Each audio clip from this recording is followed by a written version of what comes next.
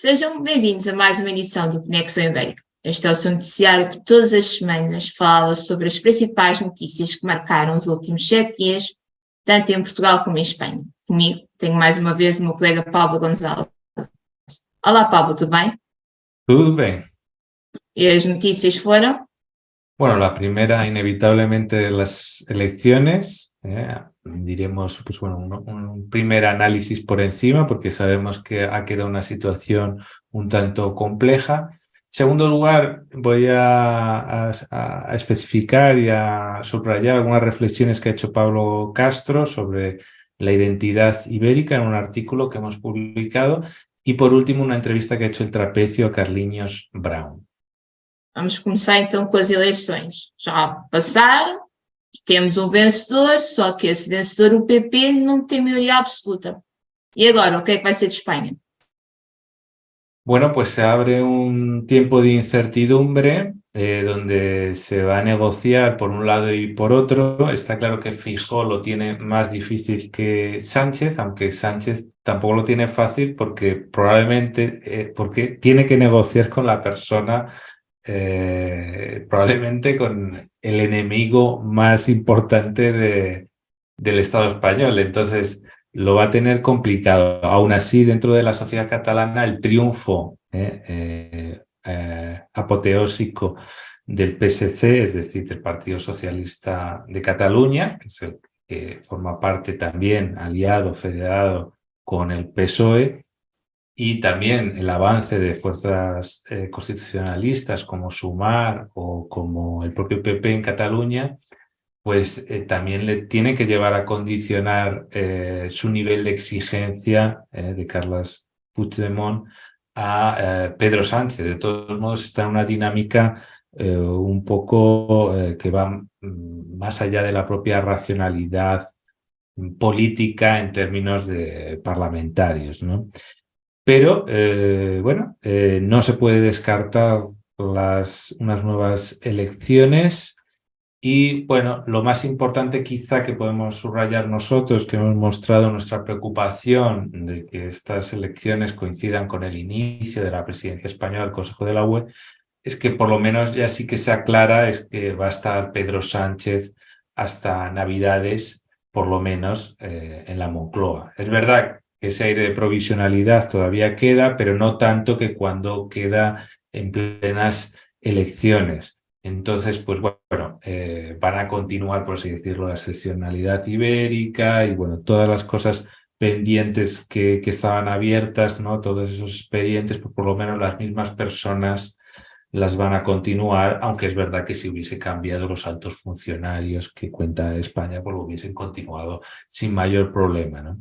Y bueno, una noticia positiva es eso, la caída fuerte de Vox. Yo creo que hay que celebrar que la derecha española pues le haya quitado votos. Esto es algo positivo y es verdad que en función de las expectativas pues la derecha española pues haya llevado un susto porque aspiraba mucho más, pero que si quitáramos las expectativas y viéramos que a nivel macroeconómico no le ha ido tan mal a España, eso sí, teniendo en cuenta que la caída por la crisis de la pandemia fue brutal, ¿no? Entonces la recuperación se nota más por ese contraste, pero sin expectativas yo creo que sí que se podría decir que es un buen resultado el que ha conseguido el PP, pero bueno, vivimos una democracia parlamentaria y también es verdad que te tienes que llevar bien con otros partidos para que te den esos votos. El PNV, que puede ser un aliado natural y puede incluso recibir presiones del ámbito de los empresarios vascos para que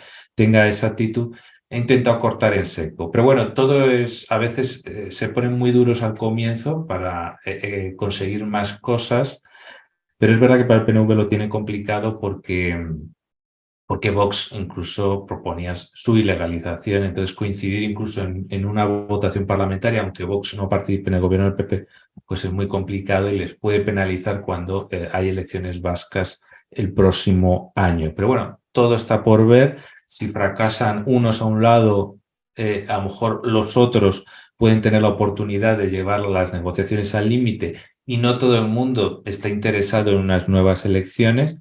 Es verdad que a lo mejor el PSOE, si coge una buena narrativa, puede estar interesado en unas nuevas elecciones y mientras que esté en la Moncloa está tranquilo y feliz. Pero bueno, este es un asunto que va a quedar en abierto. Yo sí que quiero dejar constancia es que ya sabes que como nosotros nos movemos mucho en el terreno de una geopolítica, una política exterior efectiva, tanto para España como para Portugal, el que haya una cierta precariedad interna o cierto ensimismamiento en los debates internos en los propios países, pues esto nos debilita exteriormente, ¿no? Entonces, pues bueno, no es una gran noticia en ese caso, pero bueno, se ha podido cortar esa ola de la extrema derecha y por lo menos un partido democrático y moderado de derechas como el PP, a pesar de que ha pactado en algunos sitios con Vox, por lo menos ha mostrado fuerte, ¿no? Y esto incluso Lula lo ha reconocido, que se llevó muy bien en su tiempo con Aznar, y entonces mientras que existan, no se cae en ese peligro de Brasil, ¿no? Que se cae toda la derecha a la extrema derecha, entonces ahí la inestabilidad y la pérdida total del debate público es brutal. Entonces, pues bueno, yo creo que en ese sentido, si hubiera unas nuevas elecciones o si hay un debate en el Parlamento sobre posibles candidatos, incluso que se retiraran, ¿no? Yo sé que eso es una hipótesis muy complicada, ¿no? Que hubiera otros candidatos, incluso dentro del marco parlamentario actual, para buscar una mayoría entre PP y PSOE, que es algo prácticamente imposible. Yo creo que sería mejor que los dos partidos asumieran que tienen que buscar ciertas complicidades en el lado opuesto. Yo no digo que que renuncien a sus principios y su identidad, pero sí que tienen que buscar fórmulas narrativas más transversales para que haya una transferencia de voto entre un lado y otro, porque ya han llegado al límite del empate. Bueno, hasta aquí este recopilatorio. Yo sé que tú vas a dar una perspectiva original y muy interesante sobre este asunto de las elecciones, pero bueno, ya lo comentarás más adelante. Sim, mas antes de chegarmos aí, vamos então falar sobre o que é ou o que marca a nossa identidade ibérica.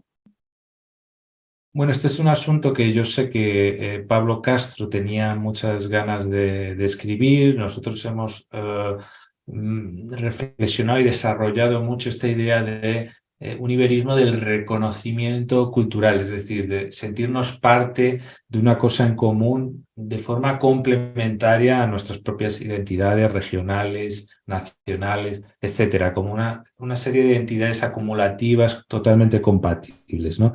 Y una de ellas es una identidad ibérica, ¿no? Que esto no significa que políticamente seas favorable a lo que sea. Pero bueno, sí que es verdad que es un primer paso. Si tú te sientes también, además de tu propia nacionalidad, de tu propia región, te sientes de un espacio común y por más arriba también, europeo obviamente, pues es un primer paso importante.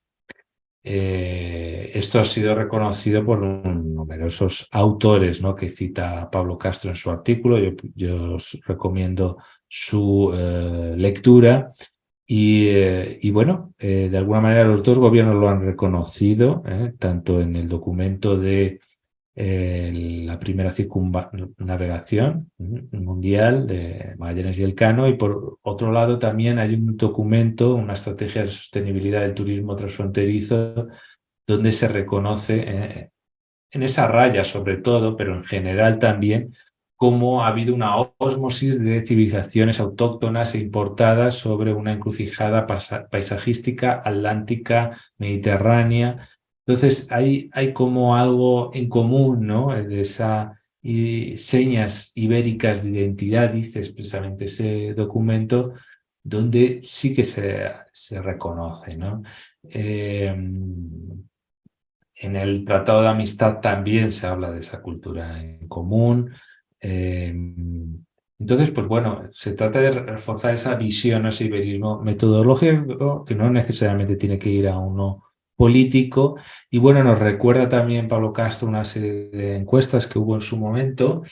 Incluso hay una de ellas que fue muy polémica en un aspecto cuando preguntaba si estaba a favor de algún tipo de unión política, yo creo que cuando se decía algún tipo, ahí lo que hacía es aglutinar un voto en general, ¿no? Y por eso quedó muy abultado el resultado.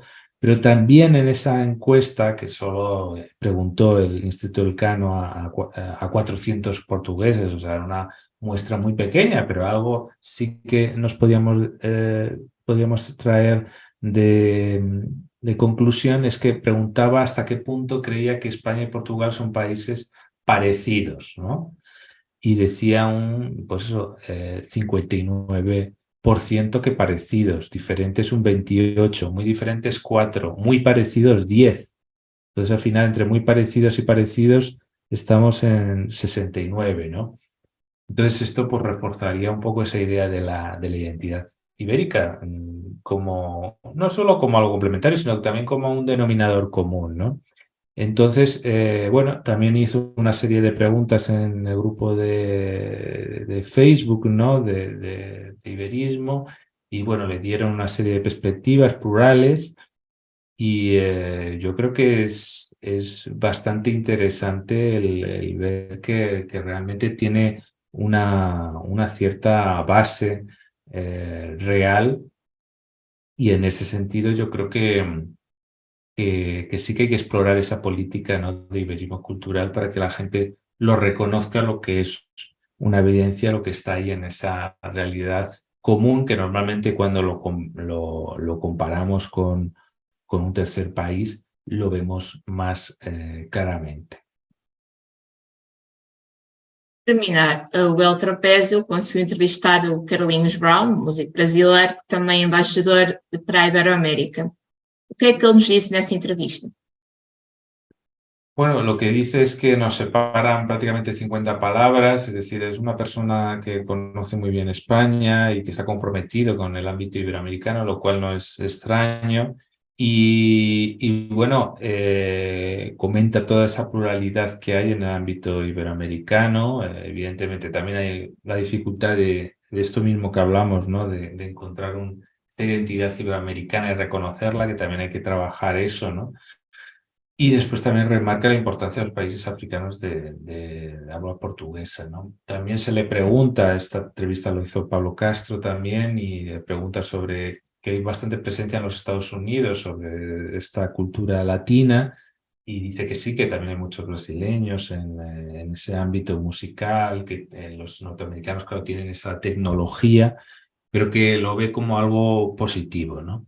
De todos modos, él es muy partidario de lo de los artistas también tienen que quedarse en sus propios países. Él decidió quedarse en Salvador de Bahía, que hay muchas cosas positivas allí, a pesar de que el desarrollo pues haya quedado en algunos aspectos truncado o haya habido algunas décadas un poco perdidas, pero realmente él sí que apuesta porque los artistas, empresarios, en general, la gente, los trabajadores apuesten por su propio país, ¿no? Y en ese sentido también dice bueno, que considera muy positivo que haya esta convivencia que hay, por ejemplo, en Madrid, de inmigrantes, de latinos y tal, pero que él dice que también, pues eso, también le gustaría que la gente no tuviera que salir por falta de empleo, sino que estuviera porque quiere estar aquí, porque quiere hacer turismo, etcétera, ¿no? Dice también cosas que tenemos que pensar, ¿no? Profundas, como dice que podemos usar la cultura para encontrar en las diferencias la unidad, y que también dice que a Europa le falta mirar a Iberoamérica con más humildad, ¿vale? Y dice que Europa tiene que entender que Iberoamérica también les puede acoger a ellos, es decir, tenemos las puertas abiertas. Durante mucho tiempo fue tierra acogida, incluso en los tiempos de esta crisis pasada, también fue un lugar donde acogió a muchos jóvenes. Y bueno, pues en ese sentido, ese flujo de intercambios, de migratorios, creo que también eso fortalece a esa identidad común. Bueno, hasta aquí mis 3 temas. ¿Cuáles han sido los tuyos? Bom, começamos com a natureza. Um grupo de ambientalistas portugueses teme que o lobo ibérico possa ficar em causa devido às minas de lítio. Passamos para um encontro entre o rei Filipe VI e António Guterres na sede da ONU. E voltamos às eleições espanholas, mas desta vez vamos falar sobre o que é que os partidos portugueses aprenderam ou não com as mesmas. Pues muy bien, vamos con el primer tema, ambientalistas, ¿no? Que están preocupados con una mina de litio, ¿no? Exatamente. Bem, então, como já todos nós sabemos, a Península Ibérica está por cima de grandes reservas de lítio. Um novo ouro mundial pode ser muito importante para as nossas economias, como o ministro Costa e Silva já e tudo reforçou num almoço dado cá em Portugal com empresários luso-espanhóis. Mas pronto, depois temos os aspectos negativos. Estas minas já estão a ser bastante contestadas em vários pontos de Portugal e agora em Montalegre, onde vai nascer uma dessas minas de lítio, uma associação ambientalista que é a Zero, levanta a possibilidade que esta mina possa colocar em causa a população de lobos ibéricos, animais protegidos por lei, e tudo em Espanha é proibido a caça ao lobo ibérico, possam ser colocados em causa. Isto porquê? Bem, como sabemos, as minas podem ser exploradas tanto à superfície como de baixo e vão levar a que sejam abertos grandes buracos, grandes crateras, que podem colocar em causa não só os cursos de água, como o próprio bem-estar das populações que lá vivem, como dos animais. Ou seja, a Zero teme que estes lobos possam cair dentro de buracos. A zona onde vai ficar a mina, onde vão ser construídos vários armazéns, escritórios, etc., são locais onde a alcateia local é habitualmente vista, ou seja, a Zero tem medo que esta população possa ser afetada, mesmo que quem vai explorar este projeto diga que não, e tem tudo um projeto, um segundo projeto, neste caso, de conservação da natureza, onde afirmam que pretendem reflorestar áreas ardidas de mato com espécies autóctones, recuperar habitats que favoreçam a fixação do lobo na serra e dar mais condições para que espécies que o lobo ibérico costuma alimentar-se possam crescer mais neste local. Só que estas medidas, segundo a Zero, não ajudam a proteger este animal, continua a ser fortemente ameaçado e que tem vindo cada vez mais a adaptar-se ao que nós, seres humanos, fazemos ao local onde habitam e, infelizmente, o lobo ibérico, se não tiver no seu habitat natural, pode colocar em causa, não, pode ser ele próprio colocado em causa, mas também pode colocar em causa outros animais ou plantações de locais próximos, já que ele tem que caçar e pode ser obrigado a ir para locais, para assentamentos populacionais, algo que já vemos a acontecer com os javalis e cada vez mais vamos ver acontecer com o lobo ibérico. Muy bien, pues estaremos muy atentos porque realmente hay que saber conjugar bien estos intereses de un lado, ¿no? de producción y de otro lado de conservación.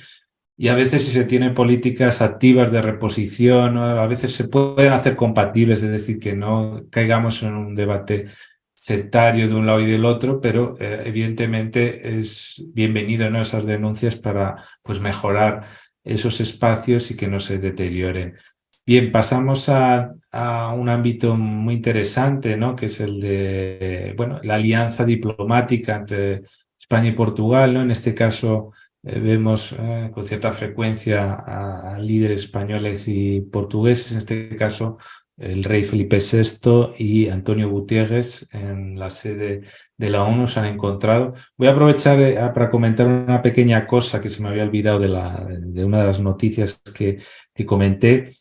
En aquella encuesta que se hizo a estos 400 portugueses también venía un apartado sobre con quién país cree que es mejor aliarse. Y salía España por encima de varios países, incluyendo Inglaterra, ¿no? Entonces, pues bueno, Guterres también llegó a la ONU por una amplia alianza, entre otras por el apoyo de los países de lengua española. Cuéntanos un poco cómo fue y qué planes tiene Guterres en estos momentos. Bem, então nesta última semana, antes das eleições ainda, o rei Filipe VI voou até Nova Iorque para a sede das Nações Unidas, onde participou. Primeiro encontrou-se, como bem disseste, com António Guterres. Este foi o 7º encontro dos dois desde que Guterres alcançou o posto de secretário-geral das Nações Unidas. Almoçaram, tinham, como nós próprios tínhamos falado há poucos meses, estado juntos na entrega do prémio Carlos V, entrega esse que o António Guterres foi o galardoado este ano, e em Nova Iorque, então, Filipe VI, para além de ter almoçado com o secretário-geral português, participou num Congresso Mundial de Direito, onde discursou no final do mesmo, e no Congresso Mundial de Direito, costuma-se que este congresso junta tanto juristas como líderes mundiais, costuma ser entregue um prémio, o Prémio Mundial da Paz e a Liberdade, prémio este que já foi entregue não só ao Filipe VI, mas que este ano foi entregue à Presidente da Comissão Europeia, Ursula von der Leyen. Bem, para além deste encontro com Guterres, onde falaram, não temos bem a agenda deles, mas falaram certamente da nova agenda que Guterres pretende implementar.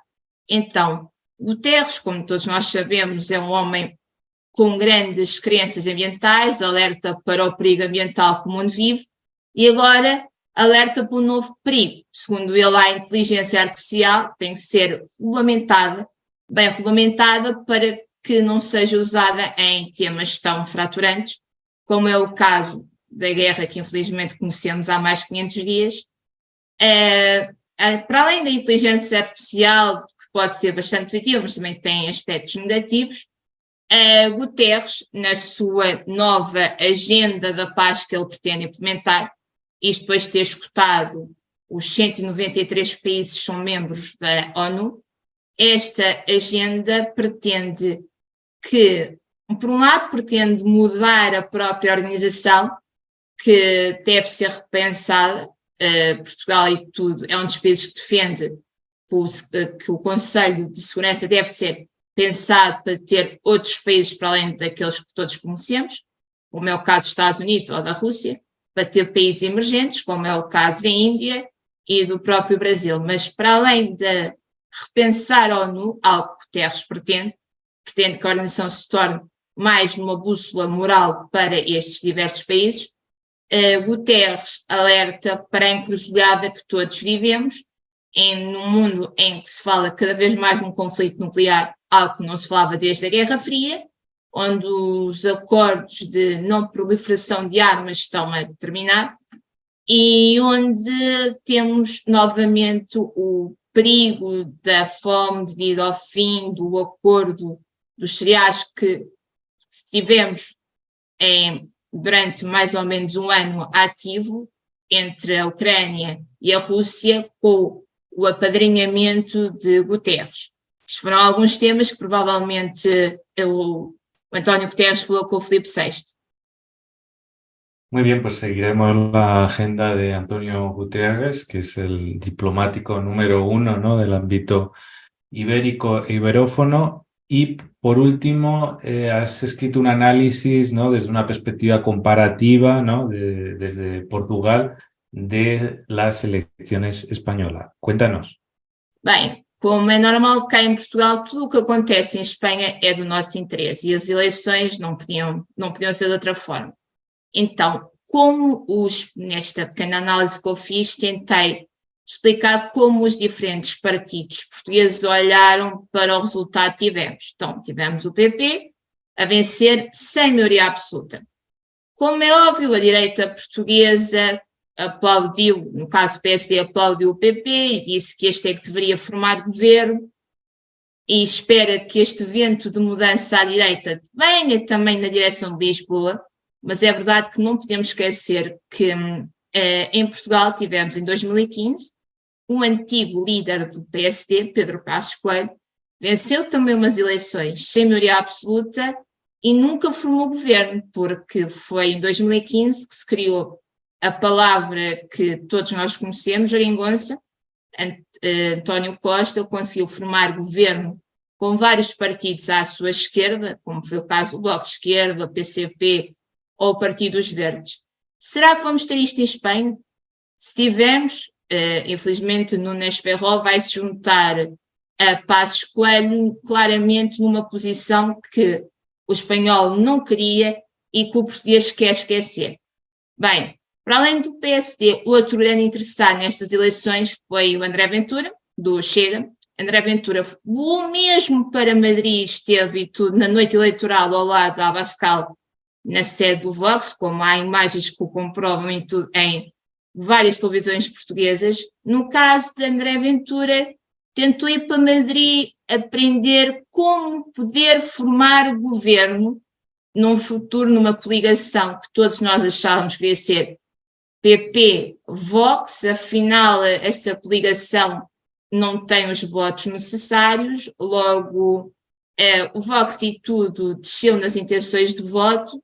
Atualmente em Portugal, nas sondagens são feitas, o Chega continua a ser a terceira força política mais votada, mas com o Bloco de Esquerda, que podemos comparar com o Bloco de Esquerda, é o Sumar, por acaso também é liderado por uma mulher, a Mariana Mortágua, que também veio às redes sociais a dar os parabéns não só a Yolanda Dias como a Pedro Sánchez por conseguirem juntos parar uma possível volta franquista à Espanha e do fascismo, voltando ao lado português, a toda a Península Ibérica. Bem, quem também falou e também deu os parabéns a Yolanda Dias e ao Sumar foi Rui Tavares, que é um deputado único, um partido também de esquerda do LIVRE, e como é óbvio o PS, não António Costa, mas o Partido Socialista, deu os parabéns ao Iniciativa Liberal, outro partido de direita, chamou Pedro Sánchez do Costa da Espanha. Um é o Costa da Espanha, o outro é o Sánchez de Portugal. Bem, então o PS deu os parabéns ao Costa da Espanha e lembrou que é possível, difícil, mas é possível formar um governo de esquerdas, tal como foi feito em Portugal em 2015. Bem, estes foram, muito rapidamente, foram alguns dos ensinamentos que os partidos portugueses tiveram das últimas eleições em Espanha. E agora, a única coisa que nós podemos dizer cá em Portugal é que, pronto, que os espanhóis, se calhar, devem, especialmente a direita, deve ir ver os jornais de 2015 para se lembrarem que nem sempre quem ganha as eleições é quem forma o governo. É um dos pequenos ensinamentos que a política portuguesa, que é bastante diferente da espanhola, não temos partidos regionais e como a política é toda feita a partir de Lisboa, até torna mais fácil entendimentos tanto à esquerda como à direita. Sí, porque esta jeringonza es más jeringonza aún que la de Portugal, era más Ainda mais sencilla. complicado se acontecer.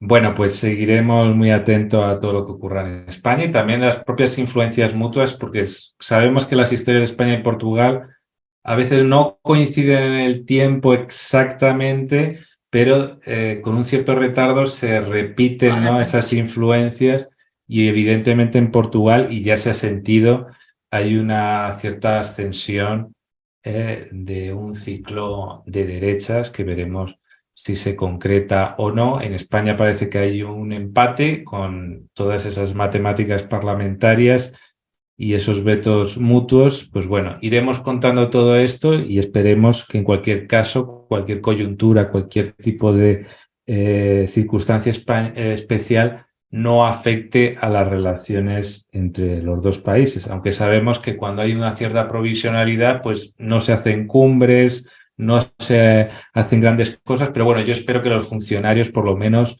desarrollen esa letra pequeña, esos marcos, esos nuevos acuerdos que ya están en vigencia entre los dos gobiernos. Lo contaremos en cualquier caso. Pues nada, muchas gracias, Andreia. Este ha sido el repaso semanal de las principales noticias de España y Portugal, en español y en portugués. Ya sabéis, nos podéis encontrar en nuestras redes sociales, Twitter, YouTube, Facebook.